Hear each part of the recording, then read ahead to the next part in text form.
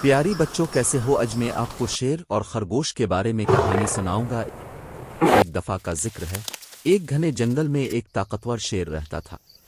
وہ اپنی طاقت اور دھاک کی وجہ سے جنگل کا بادشاہ سمجھا جاتا تھا۔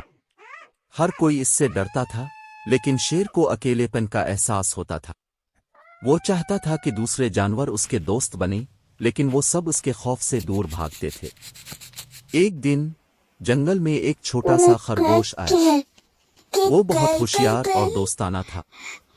شیر نے اسے دیکھا اور سوچا، شاید یہ چھوٹا سا خرگوش میرا دوست بن سکتا ہے۔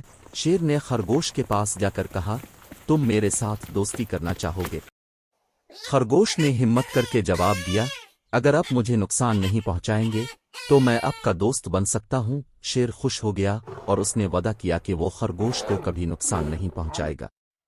اس واقعے کے بعد جنگل کے تمام جانوروں نے شیر اور خرگوش کی دوستی کو دیکھا۔ وہ سب شیر کے پاس آئے اور کہا، ہم آپ کے دوست بننا چاہتے ہیں۔ شیر بہت خوش ہوا اور اس نے محسوس کیا کہ دوستی اور ہمدردی کی طاقت اس کی جسمانی طاقت سے کہیں زیادہ ہے۔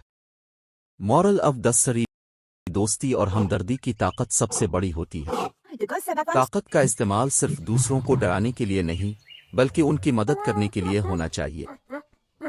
پیاری بچوں کو، سوسائٹی کی طرف سے آپ کو پیغام ہے کہ دوستی، ہمدردی اور تعاون سے ہی ہم ایک بہتر معاشرہ بنا سکتے ہیں۔ چھوٹے بڑے سب مل کر کام کریں اور ایک دوسرے کی مدد کریں۔